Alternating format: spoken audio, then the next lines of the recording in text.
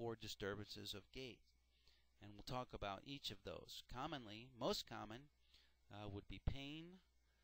Also, we could have muscle weakness that causes deviations of gait. Limitations in joint movement can cause deviations of gait. Incoordination of movement can cause deviations of gait. And then finally, changes in either bone or soft tissues can cause alterations in the gait pattern as well. Let's talk about each of these common causes that we'll see in the context of the Qualified Medical Evaluation. Most commonly, what we're going to see as Qualified Medical Evaluators is going to be pain. Pain. Oh, the pain, right? All injured workers report pain.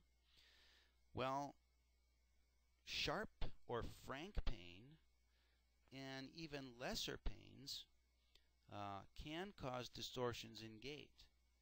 And these distortions in gait can run the range from small or subtle deviations in gait to even profound or profoundly labored misalignments or profoundly labored gait movements. Now, these are going to be most evident during the stance phase of gait, the weight-bearing phase of gait, and pain manifests here as a shortened stance phase, with the examinee attempting to get off the painful part. And that makes sense because when you're having pain, no one in their right mind or in the real world would want to exaggerate or exacerbate that pain. So in the presence of pain, there's a shortening of the stance phase in order to get off of that painful part. Now, it's always useful to question the examinee. I used the term earlier to interrogate the examinee about the source of the pain and to confirm that in their own opinion they do indeed have a limp. And in the presence of subtle deviation, the injured worker may give it away, the presence of pain, by a facial expression. In other words, facial expressions may offer some type of a clue to the presence of a problem.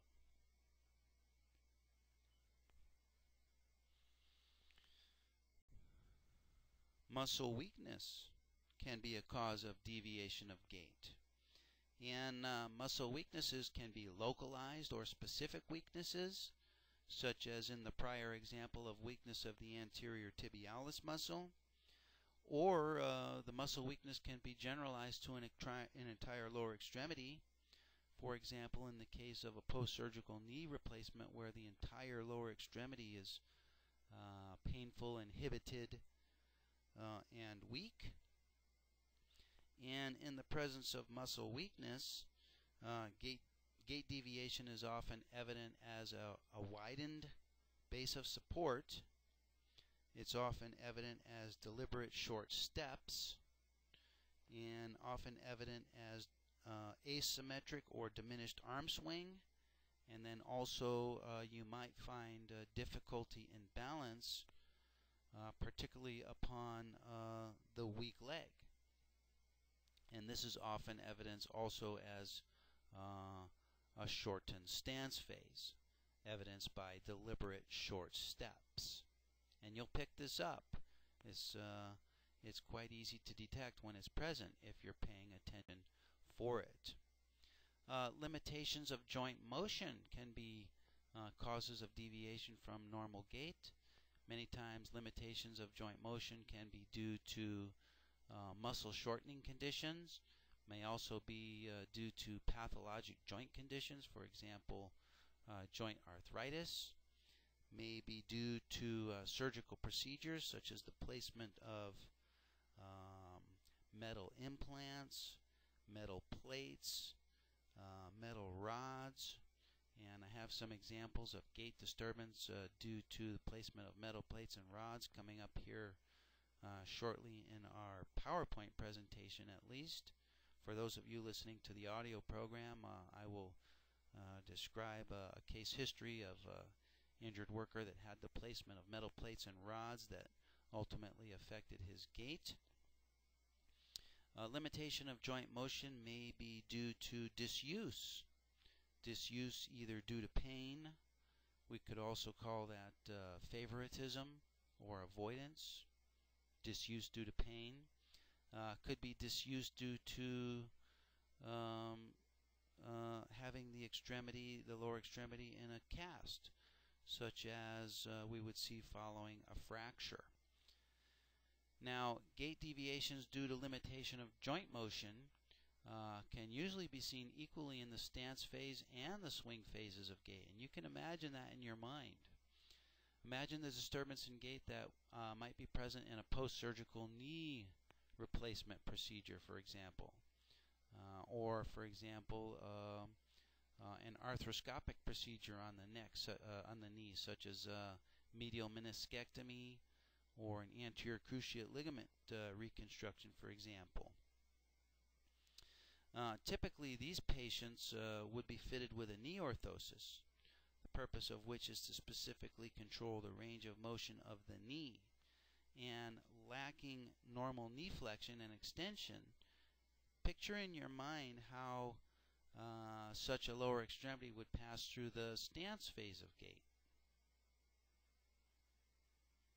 Picture in your mind how it would pass through the swing phase of gait. And you can imagine that, in the presence of a knee that lacks full extension, for example, that would cause deviations in both the swing and the stance phase, and those are easy to picture in your mind. Incoordination of movement can cause deviations from the normal gait, and generally incoordination of movement is due to neurologic disorders. Typically these manifest as distinctive deviations from the normal gait, and even though they're not so easy to characterize, they're generally easy to recognize. For example, you might see a scissor and toe walking gait in spastic cerebral palsy. And here in my own neighborhood in the Sacramento, California region, almost every day on my way to work, I pass a person walking on the sidewalk who is apparently out for their morning walk, but they have spastic cerebral palsy, and I can tell that because of the scissor and toe walking gait. Nonetheless, they're able to walk. This person I see walking every day, and I have seen him for years, but the gait disturbance is quite labored, I might say. Another example would be a festinating gait of Parkinson's syndrome, and we describe that in a little bit more detail in a few moments. Another example would be the hemiparesis gait secondary to, for example, a cerebral vascular accident. This would manifest as a unilateral lower extremity weakness with spasticity in the upper extremity. And the upper extremity is typically held in flexion, with the elbow flexed, the wrist flexed, and the fingers flexed. And the lower extremity is in spastic extension. Now, with the foot and leg in spastic extension, the leg becomes too long.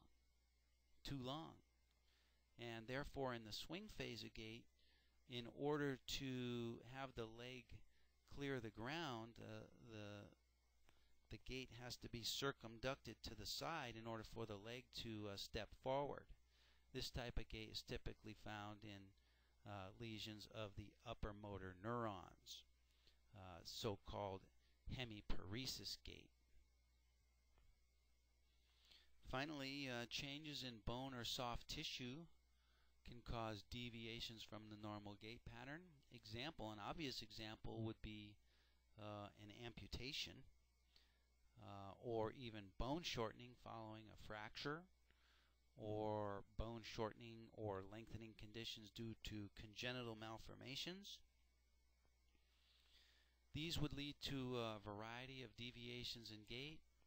These would be observable either in the stance phase of gait, or in the swing phases of gait, or possibly even in both of the phases of gait.